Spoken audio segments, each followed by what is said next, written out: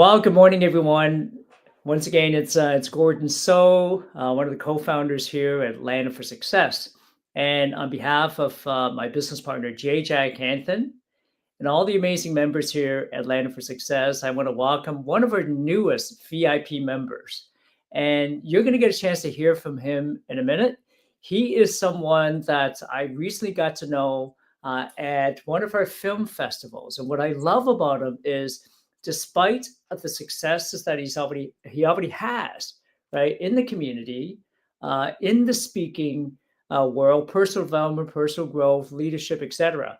I love the humility that he has and the humbleness he has of being in a room where he not only can command the room himself, but he's there to help, to support the folks that are there, the community that's there. In the example of myself and our business partner with our film festivals and fashion shows. But more importantly, he's just an individual who cares. He really does care. So when he speaks on a stage, right? When he goes and speaks at a TED Talk in Europe, he not only goes there just to speak, he's there to make an impact with the folks that are around him.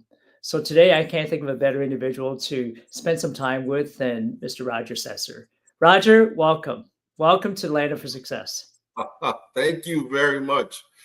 Gordon, it is a pleasure to be here with you. And before we get started, let's correct the last name, Caesar, so that they know. Caesar, I'm sorry. I said Sesser, Caesar. That's what happens when you get an immigrant kid from Hong Kong who can't pronounce or announce properly, right? That is okay, my friend. That is okay. Okay. How you doing? I am doing amazing. It was great seeing you on the weekend at the fashion show. Yeah.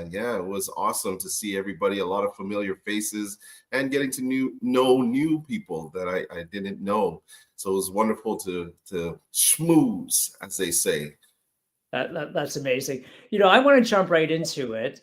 Would you mind sharing with our folks here in the Land for Success community, who is Roger Sesser? Wow.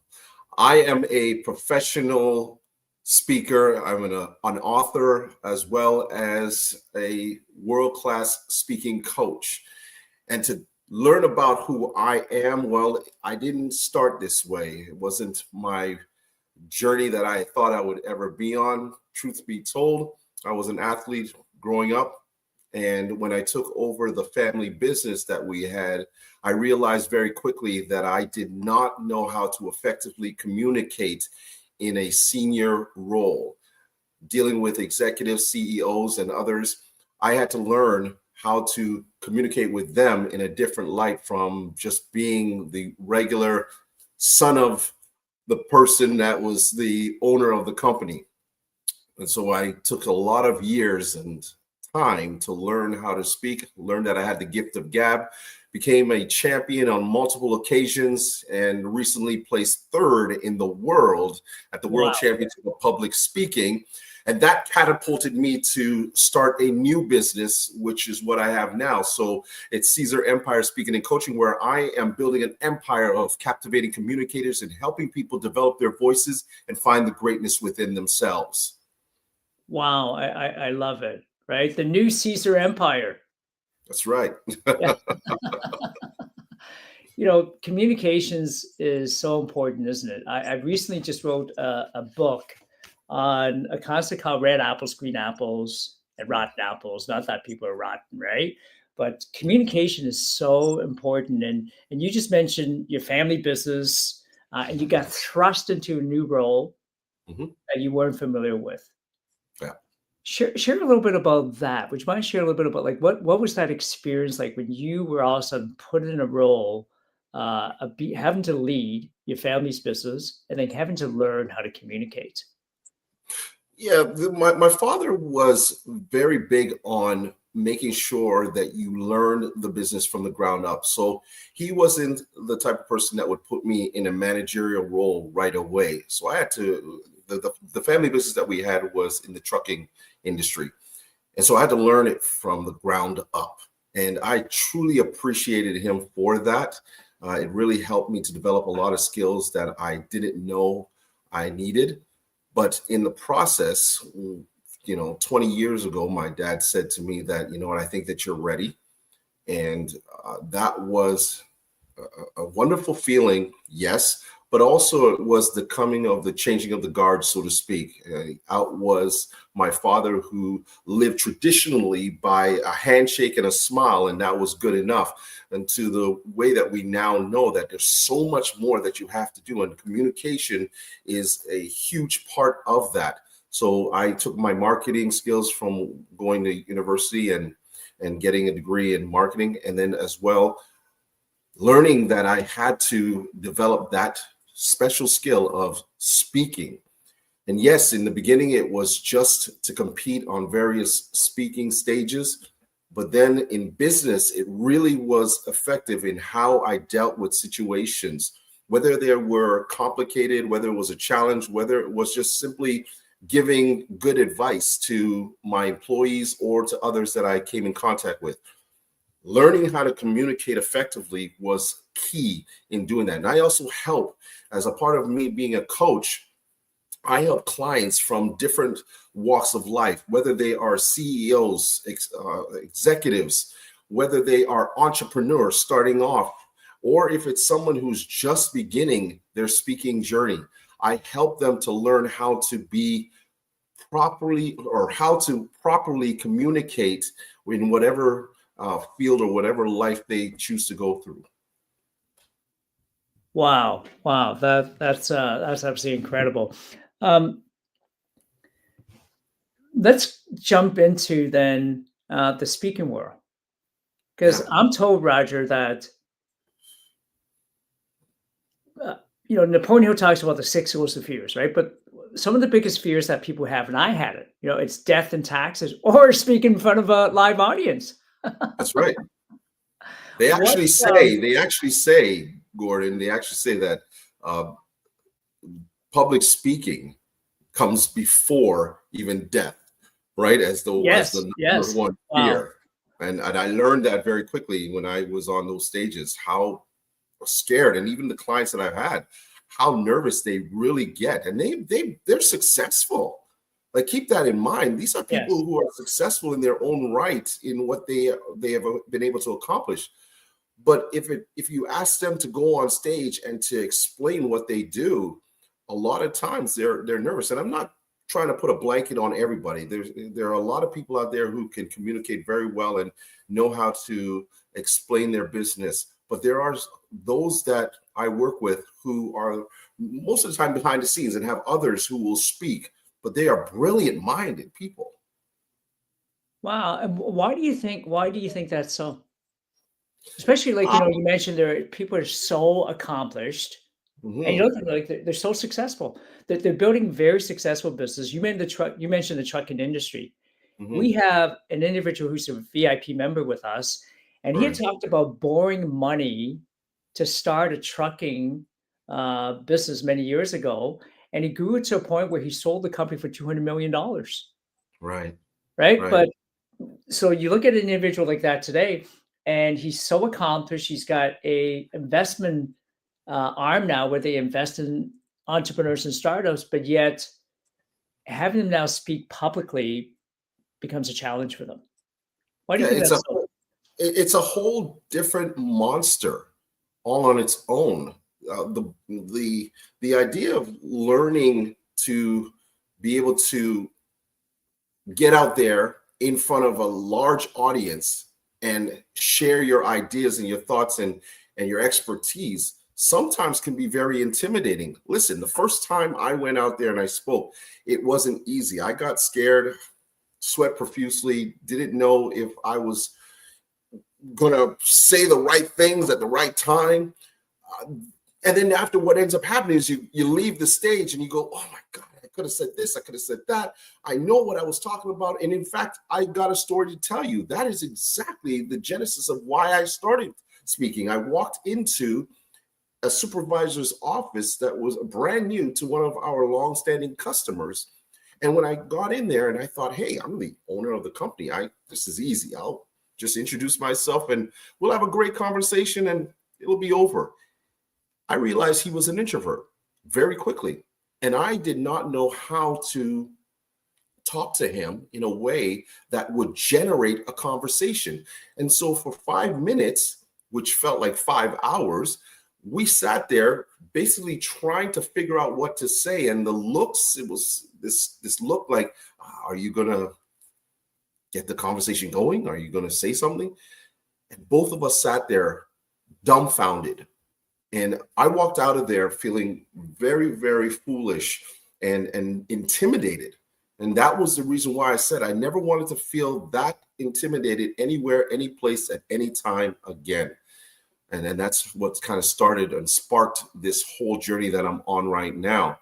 But a lot of times you will have high-ranking executives, CEOs, who would rather have someone else be the front or the spokesperson to do all the speaking than them. And those are the type of people I love working with, because they go from that resistance stage where they say, I don't think I can go out there and do it, to the resilience stage where they say, I can't believe I actually have the ability to speak like this.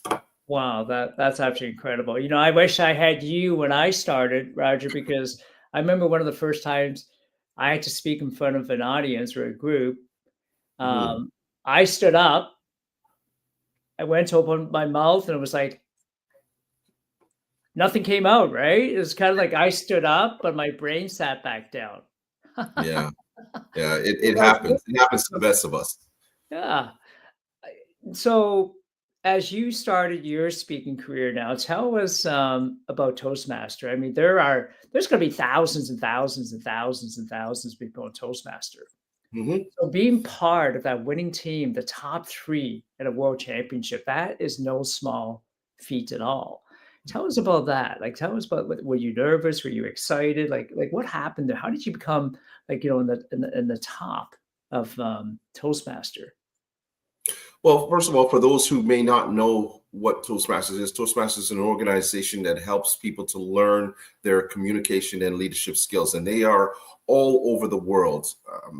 I can't give you the exact number of members, but there are well over 300,000 members in Toastmasters all over the world.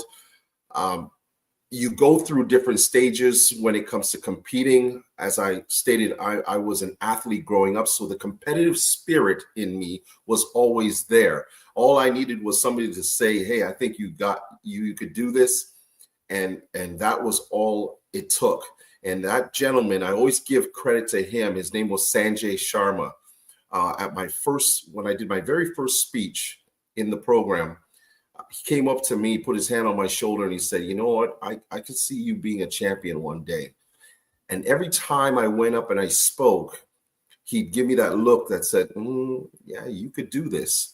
Wow. And that was kind of that nudge. And sometimes that's what we need, right? Gordon, yes. We need somebody that sees something in us that we're not seeing in ourselves.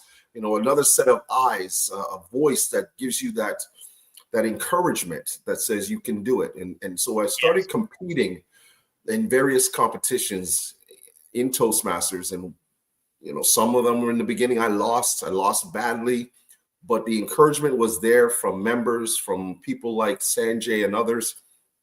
And I went on to win 7 speech titles in the district. Wow, 7.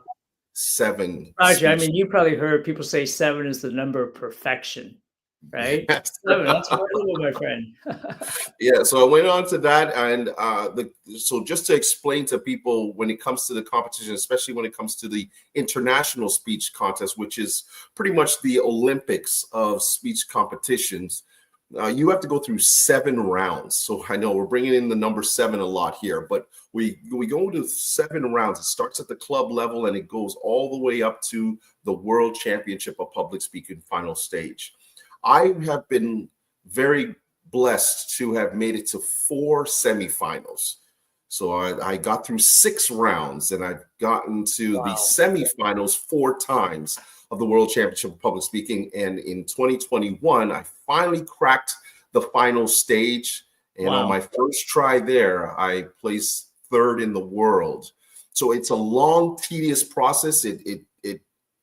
makes you, doubt yourself at times. It has you sitting in corners wondering if this is the journey that you want to go on. It's the repetition of your speech. It's the questioning. It's the asking others to help. I had a great coach in Catherine McKenzie who was phenomenal in helping me and guiding me throughout this process. But the jubilation that comes when you finally get to that top of the mountain and you realize, hey, I did it. I finally did it after all these years of working hard at my craft. Getting to that moment where you can stand and say you're top 3 in the world was absolutely amazing. Oh, that's amazing. Congratulations. Congratulations. So somebody says, Roger, how do I get to the top 3? If somebody wanted if somebody said that to you right now, what would you say to them, and how are you able to maybe help them get started? Or maybe not even just somebody getting started, somebody who's already speaking, right? But they just need that Sanjay in their life that says, you can do it, right? Yeah. And you're the new Sanjay. I've seen it. I've seen you, pointing people and say, you too can step into your greatness. Yes. Yeah. Yes. And that comes with 3 things. I want to emphasize this. It's persistence, perseverance, and patience. Wow. Would you mind repeating those? Would you mind repeating those 3 P's again? That is so important. Yeah. Sure. Those 3 P's are perseverance, persistence, and patience. You have to persevere through anything. There are going to be times, and I've had it happen to me, where I doubt that this is the journey that I should be on, but it's consistently persevering through all of the challenges that may happen, the self-doubts that happen, the ups and downs, the falls that may occur, the defeats. That's the big thing. We tend to want to just give up at that moment, and I chose not to. And then there is the persistence. It's the constant working on your craft. And what I did was I looked at proficient speakers in and around, whether they were in my club or in the district themselves, and I would study how they were on stages. I would study the things that made them connect with an audience. I would go onto YouTube and other places where I'd find other speakers that weren't related to Toastmasters, but I would see what it is that they did that was captivating, that helped them to achieve the success that they had. So I was always working on my craft, the persistence of working hard at your craft. And then patience is understanding that not everything comes just like that, that you have to really work hard, develop your skills, and have the wherewithal to know that, hey, if something doesn't go right here, ask someone. Be that type of person that is not afraid to ask someone for help. So have the patience to know that you have to go through this process. It takes time, but the journey is far better than the destination, as they say, or you go through this entire process. And sometimes here you'll see, oh my gosh, I remember when this happened. And that was the moment that everything changed. So it's having patience not to give up. Wow. Help! One of the hardest things to believe me, that was the hardest thing to say, is to just ask for help, man. Just ask for help, right? Wow. And folks, if you guys are watching, you're thinking, I want to become the next Roger Caesar. I want to be able to be a better communicator. And maybe you're like Roger mentioned earlier, you're going to be thrust into a leadership role that you weren't expecting. And then speaking isn't necessarily always just speaking in front of an audience, but you guys know, the better you speak, the better you communicate. Right? The better you're going to be able to lead your team, even if it's just leading one person in front of a computer, developing something that can help somebody else, right? Being able to communicate is so important. Roger, a lot of people dream about being on a TEDx stage. You did it, my friend. Can you tell us a little bit about that experience that you just recently had? Yeah, Gordon, this is my 3rd time, actually. Third time. My 3rd time speaking at TEDx. Wow. the You first need two to write a times. book. You need to do a documentary on you. Oh yes, Right? and we, I'm an author. I have a book called Speak to Inspire. It's co-authored with Victoria Sokolova.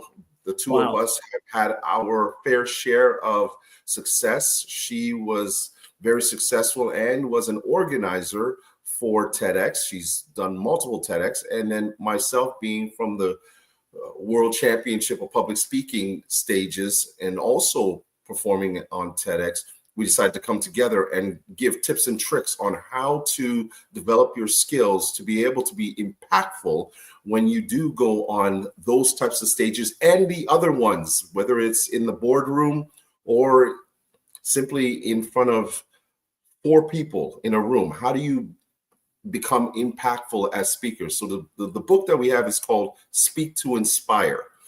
But to answer your question, this was the one TEDx that you have on your bucket list that you can go somewhere else in the world and to speak. And I had the opportunity just 2 weeks ago. I think is it 2 weeks ago or about a week and a half ago?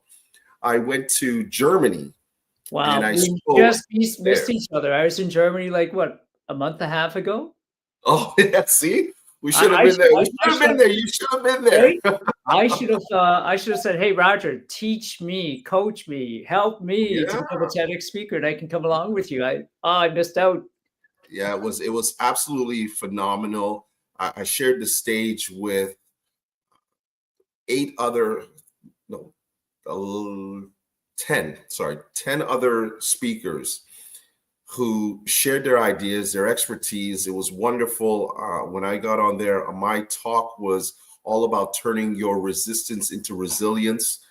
I'm looking forward to the day that it's published and it's out there. But it was a lot of fun. The audience was very, very welcoming, I'd say, and we really were able to pull out a lot of emotion from the audience with what I said. And overall, I totally enjoyed it. I mean, it is a process to get to TEDx and get on their stages. But when you get there and you're on that stage, there are very few stages that I have stepped on that, number one, intimidates you, but at the same time exhilarates you. Right? I That's what don't I'd think say. I can't see anything intimidating you. Are you sure? Like, what intimidates Roger? Come on, come on. Well, no, listen, Gordon, I'm going to be very honest. Like I said, in that moment when I was in that executive's office, and I said to myself, I had the mindset, I said, I will never be intimidated anywhere, any place, at any time again. I don't want Wow. to. And I worked hard at that. I really Yes. did. Do I get nervous? Of course, I'm human. But I've learned how to, as they say, let my butterflies fly in formation so they don't Wow. go all over the place. But when you step on a stage like that, a TEDx stage, and you know the brand, you know how many other very, very successful people have stood on these stages. Yes, there's a part of you that says, man, don't mess up. Have fun here. Do what you got to do. Leave a good message. Leave an idea that will resonate in the minds of others. So there's that little part of you that is a little intimidated, saying, okay, make sure we do it right. But yeah, I was ready. It was a moment that I wanted. Amazing. Born ready, right? Born ready. Yeah. So uh, you're an author, you're an international speaker, you're a Yes. world champion. Yes. That's incredible. That's incredible. And none of that, Gordon, none of that. Let me say this to everyone here. I didn't go there looking to be these things, but you know what I did, Gordon? I kept my mind open, and I always use the metaphor of a car. You're the drivers of your life. You sit in the driver's seat, you put on your seatbelt, and you don't have a destination. But what you do is you leave the road open to see where you may end up, and never stop yourself from exploring. This is what I did. I didn't leave myself in a position where I said, this is all I'm going to do, and that's it. I kept my mind and myself open to any possibility. And this is why I'm where I am today. There was a lot of hardships. There were a lot of failures. There were a lot of moments where I doubted myself. But I also had great people who were passengers in that same vehicle with me. And they don't always stay, right? They don't always stay. You're driving for a long time. They may stay for just a day. They may stay for metaphorically a week in your car. But at the end of the day, there are people that come in and out of your life, and they're the passengers, and they give you advice, whether they are good or bad, but they help you on this journey. And if you keep your mind open to wherever it may take you, you have no idea what this nice little ride in this car of yours can get you. Wow, that's amazing. They say some people are here for a day, and some people are there, with you for life. For a lifetime, yes. For a Yes. lifetime, right? Mhm. Where do you, in terms of lifetime, where do you see what's next for you, Roger? What do you think is next for you in your speaking career? Well, I've always put on my mirror in my bathroom, I have on a big picture, Roger Caesar, Mr. International. And I put that there many years ago as where I see myself being on stages all over the world. I've been blessed right now to have the opportunities to do that. I've been to Ireland. I've been to Romania. I went to Romania right after I went to Germany. I jumped on a plane right after my TED Talk, and I went to to Romania, and I spoke at the parliament there. Wow. So I had the opportunity to be in it's massive, but again, I had the opportunity to do that because I allowed myself, and I said to myself that I want this type of journey to happen for me. And I've been to Barbados, Trinidad, Jamaica. I've spoken in so many different places around the world, plus in the US in various locations. I want that for myself on a personal level, but for my business, I want to attract people who are wanting to learn how to become effective and captivating communicators. I want them to see that they can go from that resistance stage and say that, you know what, I don't think I can, to that resilient stage that says, man, I know I've got every bit of the ability to become great on stages, whatever stage that may be. So I want to be with people who want to learn how to be impactful communicators, to do what they have to do when they get on stage, and to develop that voice and find the greatness within them. That's incredible. Persistence, hardship. I think one of my favorite quotes, Roger, from Napoleon Hill is, see if I can quote this properly: every adversity, every heartache, every failure, right, comes with a seed of equal or greater opportunity. So Yes. you mentioned about some of the hardships you had getting there. Could you maybe share a story of what you would consider kind of a struggle or hardship on your way to finding these stages? Because I love it. I'd be like, Roger, can we talk this week? No, Gordon, I'm going to be in, I have a speaking engagement out of the country. I'm going to be in the Caribbean. I'm going to be in Europe. It almost sounds like I could never be like Roger. He's got it made. So how, right? Like you don't have a first to get speaking engagement. Is that all true? Like what share with us the story. No, it's not all true. It's not always flowers and sunshine to get to this point. I go to a lot of networking events as well. And Gordon, I've had times when I literally did not get a contract or a speaking engagement that I really wanted to do. And sometimes it's just not your time. You could be disappointed. Wow. There's nothing wrong with that. And I have been, but I also stop and I step back and I say, there's that persistence. That's the perseverance portion of it, and the patience, right, that comes in, that I need to understand that, you know what, this is just not for me right now. And that's okay. Yeah. That's okay, because something else is going to come. And I've had those moments where it didn't work. Hell, listen, Gordon, I have been on stages and screwed up completely my speech, screwed it up, and got off the stage feeling like, geez, you know what? They asked me to come here and to speak, and I feel like I let them down.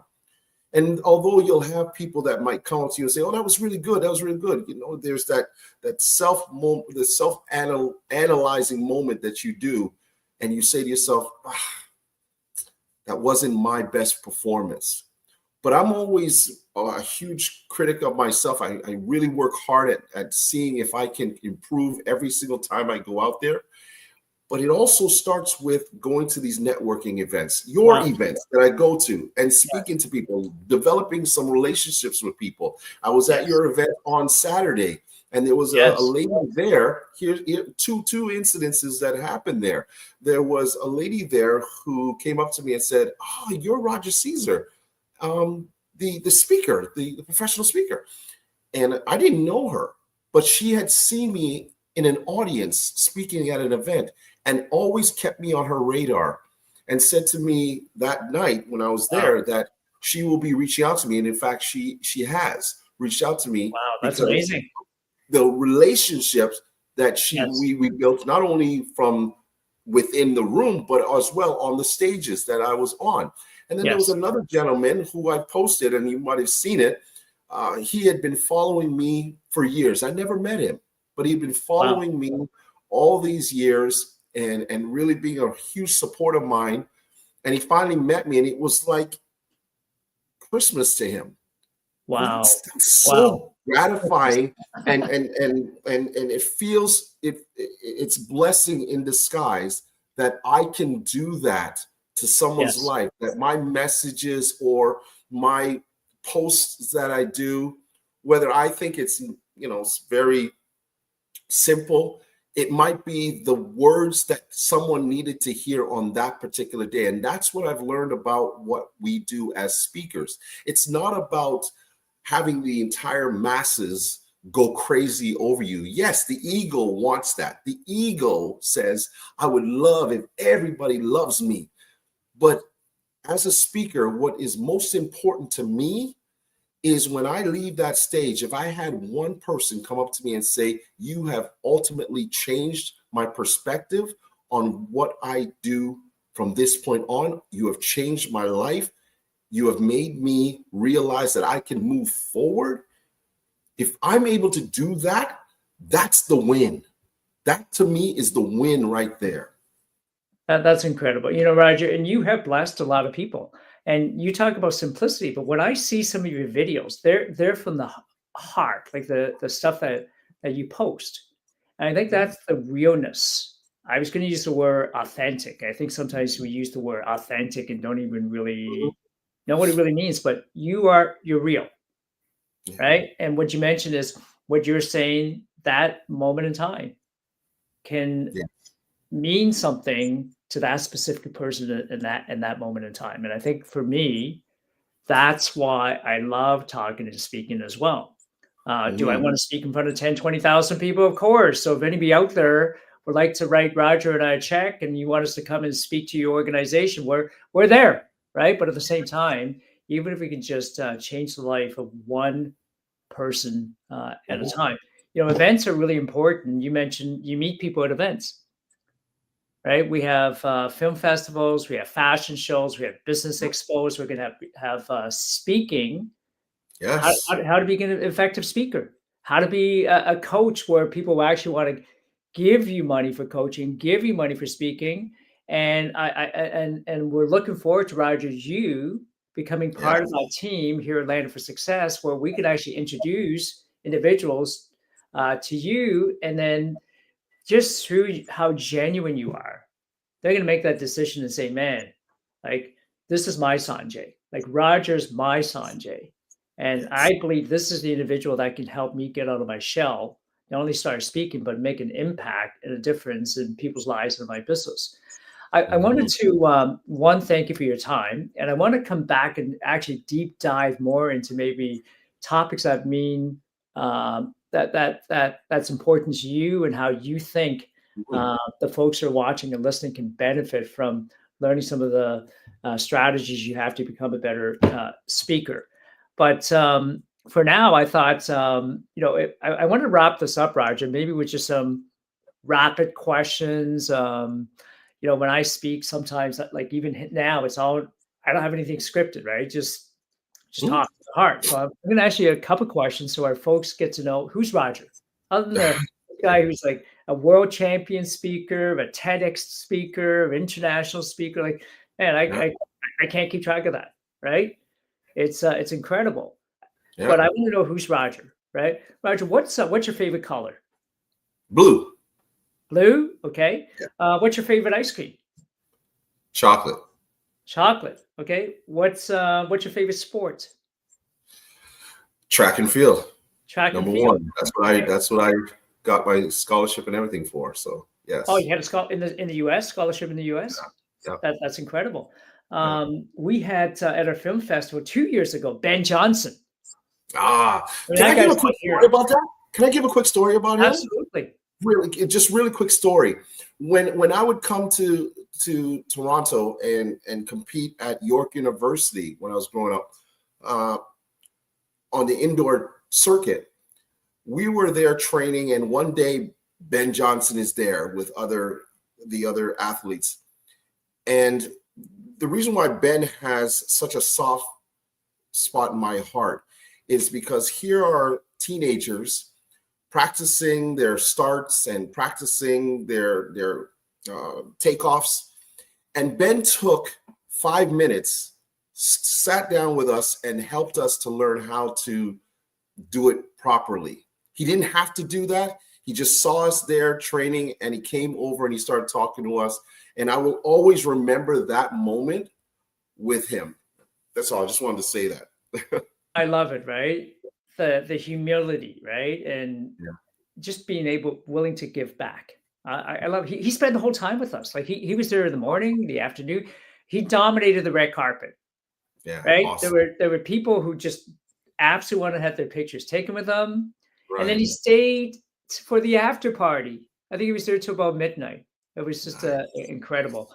So my last question for you, Roger, is if you could do one thing, like today, if you could do one thing for Roger, because I know you're always out there wanting to do something for other people, your clients, the folks you're going to serve on stage in Parliament in Europe, I think in Romania, or you're stepping on that stage with other like-minded leaders at the TEDx in Essen.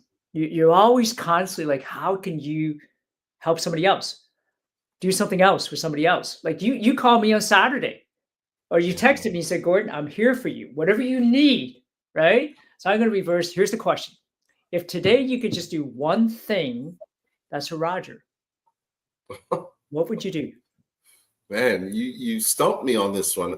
The only thing I could think of was for myself to take some time for me. I don't do that often enough. Okay. I don't sit down and just take moments just for myself to go out and just have a little fun for me. I know that may not be the wonderful answer that you were probably looking for, but I find that I drain my energy so much in giving to others and helping others out and getting on stage. And when I'm on stages, you will see that dynamic energy that I bring every single time, but I don't take time to rest and to just have moments where it's just about me. So I think that would be the one thing that I would need to learn how to do, or to have moments when I could just maybe go on a vacation and just not doing anything at all. Would I do that though, Gordon? Yeah. I don't know, but I think that's the one thing I would want to try to do. That's important, right? Because burnout. Yeah. Everyone burns out. You had a great chat with one of our VIP members, Dr. Haley Patry.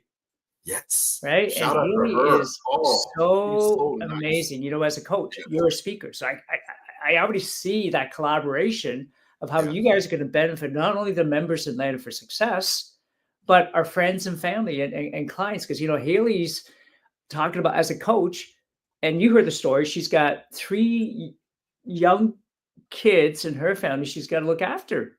Mm-hmm. And yet as a coach, she works less than 28 hours a week. She sets her boundaries.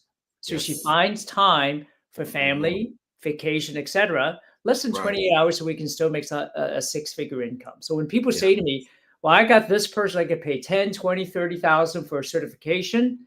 Should I do it? And my answer is, you can do whatever you want. But it was me. I called somebody just down the road, just down the street, that I don't have to fly right, to India, or not that I don't want to go there, or California. I can go to Right. somebody down the road. And like you, I can go to somebody down the road and say, Roger, what do I do? But burnout is so, it's easy to get burnout. It's easy to do do things that maybe we shouldn't be doing when we could actually take time for ourselves. So if you could take time for yourself right now, what would you do?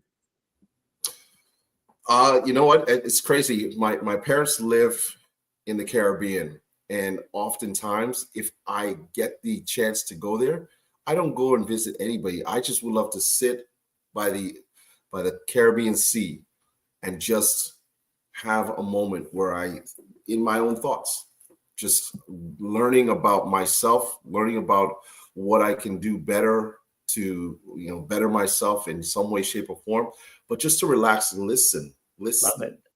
just to listen. You had me at mom, and then you had me at the Caribbean, right? By the sea. That's incredible. Yeah. Because Yeah, I'm for curious how many sure. of our friends are watching right now that are maybe thinking the same. Like time. Time is one of the only thing we can't buy back. That's right. Once it's gone, right? Yep. Yep. Awesome. Well, everyone, thank you for watching. Can I You give can a shout out to them? Can I give, if they want to reach out to me or anything like that? Can I also do that? absolutely. We're gonna make sure it's all posted as well. Okay, Like beautiful, all your beautiful. links, all your connection, everywhere they're gonna be able to get a hold of you. But if you want to share quickly, Roger, what's the Yeah, of best way course, to of course. connect I'm with on you? LinkedIn. Just spell my last name correctly: CAESAR, CAESAR. I'm on LinkedIn. You can get me at CaesarEmpire.com as well. I'm on Facebook, Facebook, Instagram at Caesar.empire. Reach out to me. I'd love to work with you. I'd love to learn about you and your stories and your goals and where you see yourself when it comes to getting on stages. Wow, that's amazing. That's amazing. And stories are so important. You have an incredible story, my friend. And I know a lot of our folks here, they want to learn how to tell their story as well so they can make an impact. And please, you guys, do reach out to Roger. I know he's going to be someone that would be in our community that will help folks not just speak, but actually build confidence, right? People buy Mm. from people who are confident. Would you guys agree with that? So, Roger, any final thoughts just before we go? Any final thoughts? Final First and thoughts, final foremost, message you want to yep, leave? thank you very much, Gordon, for allowing me to be on this platform. But to all of you out there, just to understand how valuable you are, whether you are a professional right now or you are just starting off and wanting to learn how to effectively communicate, your voice is important. It is valuable, and so are you. If you have the opportunity to get out there and to share your message, share your stories, if you have an opportunity to lift a company up because of your ability to speak effectively and impactful, please do so. The voice that you have will be the voice that will save others tomorrow. And I want to be there to help you one step at a time. Take care. Wow. Thank you so much, Roger. Thank you, everyone, for being here. And until next time, everyone, have an amazing, amazing day. Awesome. Take care, everybody. Take care, everyone.